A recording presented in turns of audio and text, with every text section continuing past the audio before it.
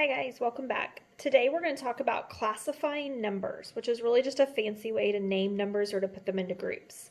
So if you'll open up your table of contents, if you'll put today's date, and then our title is Classifying Numbers.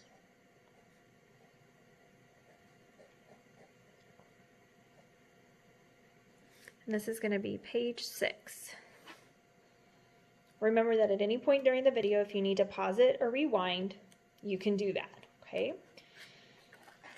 So page 6,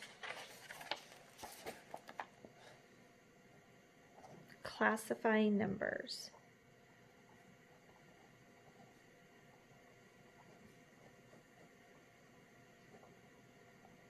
This could also be considered naming numbers.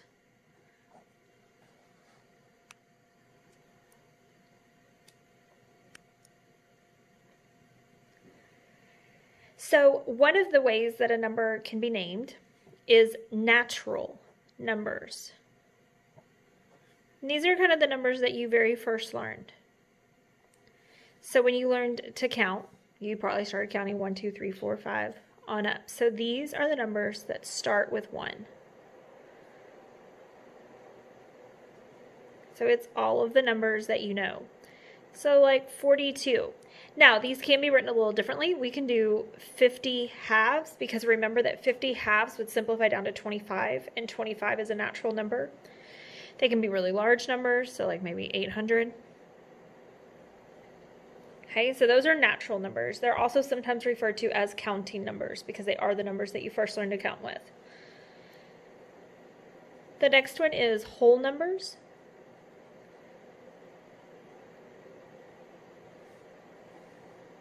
And whole numbers are all the positive counting numbers.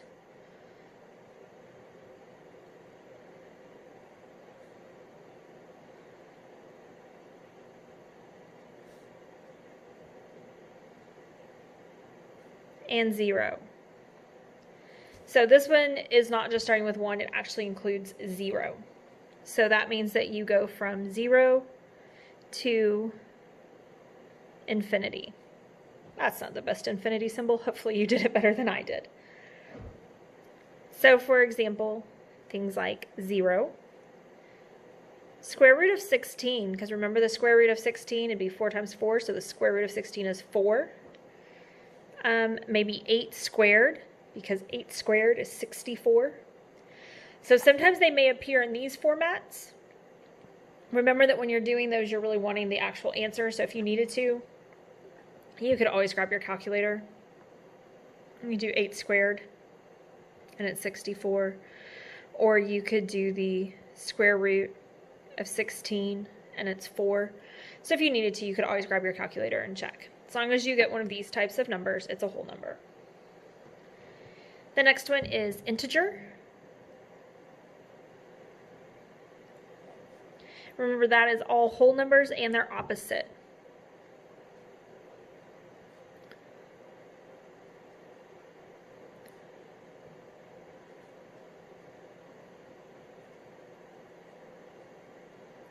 So by opposite, we really kind of mean negative. So for example, like 4 and negative 4. Negative 8 and 8. Now remember that that doesn't mean that you can't have negatives attached to other numbers. It just means that they're not an integer. So you could have negative 6.75. It's a negative number, but it's not an integer. It's a decimal. All right, and then the two that we kind of talked about yesterday, or in our last video, we have rational numbers.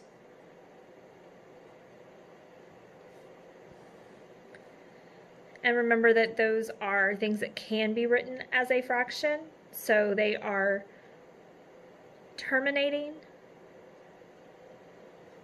or repeating decimals.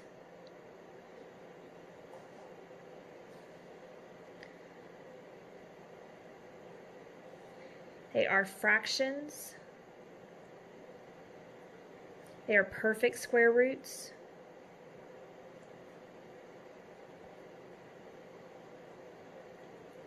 Okay, so remember rational numbers. We have a really good list of those from our notes on page 5.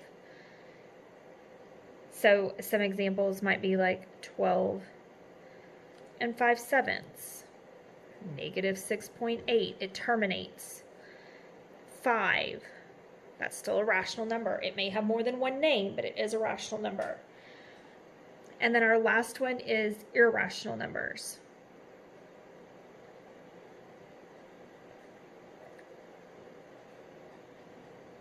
Again, we have a large list on page 5, but we'll do a quick one right here.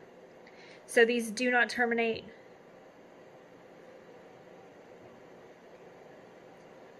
or repeat.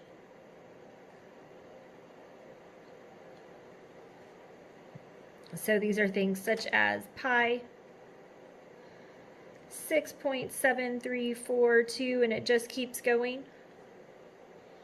So I want to give you a visual of kind of how you can group these, okay? So I'm going to start off with a large box that's going to take up most of the rest of the space on my page.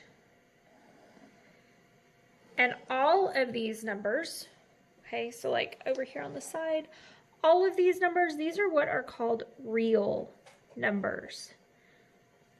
And you may be thinking, well, like, is there some other option than real? Yes, they're called imaginary. And no, it doesn't mean you can't see them. It's not like your imaginary friend when you were a little kid.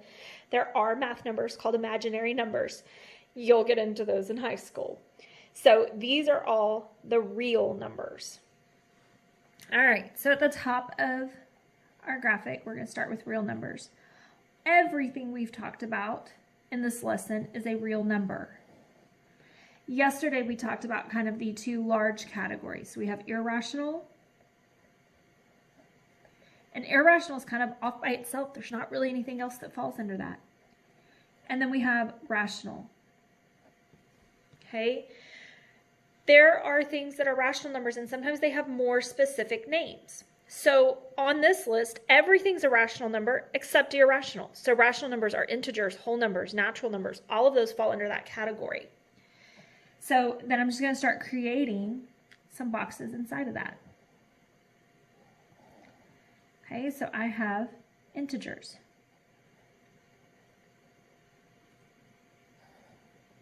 Within integers, I have some more specific things. I have whole numbers.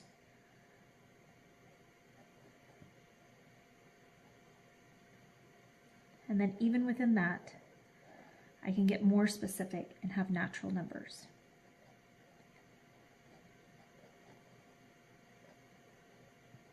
So I want to give you kind of a more specific or maybe a more personal example, something that might relate to you.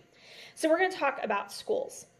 So if real numbers are Denton ISD, rational numbers might be students and irrational numbers might be teachers. Okay, so there you can say your teachers are irrational. Just kidding. All right, so we have Denton ISD, we have teachers, and we have students. Now, if you're a student in Denton ISD, is that the only thing you are? Or could you also be a student at McMath Middle School? And if you're a student at McMath Middle School, could you also be an 8th grader? And if you're an 8th grader at McMath Middle School, could you maybe even more specifically be a football player? Or a choir member? Or in theater? Okay, so if we have kid Susie, Susie is on the tennis team. And she's an 8th grader at McMath Middle School and a student in Denton ISD. So while I could say Susie's rational because Susie is a student in Denton ISD, she's a student. Susie's an integer because Susie attends McMath Middle School. Susie's a whole number because she's an 8th grader. And Susie's a natural number because she's a tennis player. So all of these things describe her, but maybe most specifically, because there's a whole lot of students in Denton ISD, there's a whole lot of students. There are a whole lot of kids at McMath, but a little less than there are in all students in Denton ISD. There are even fewer students who are 8th graders, and even most specifically, there are even fewer 8th grade students who play tennis. So when we're talking about looking at these, we're looking at a way to get that number to its most specific name, the best way I can describe that number. Okay, so for example, if I wanted to place a number into one of these categories, if I had the number 1, okay, so my number's 1, is that a rational number? Well, sure. It's no different than 5 right here, right? So yeah, it's rational. Is 1 an integer? Yes. Is 1 a whole number? Yes. Is 1 a natural number? Yes. So if I was going to put the number 1 in a box, I would put it in natural number, because inside this natural number, it's also within the whole numbers and inside the integers and inside the rational. Okay? If I had the number -2, it's got to go over here in integers because it's not a whole number, it's not a natural number. If I had the number 0, 0 would go in whole numbers because it's not natural. Okay, so you're just narrowing down. It's kind of like in science when you do classifying and you get all the way down the list. Same kind of thing when you're doing it in math. So you have some numbers to kind of practice with on the next slide, and then you have an activity that gets even a little bit more specific and has you drop numbers into the right locations. Remember, if you ever have any questions or you need help, that's what we're here for. Hope you have a great day and see you next time.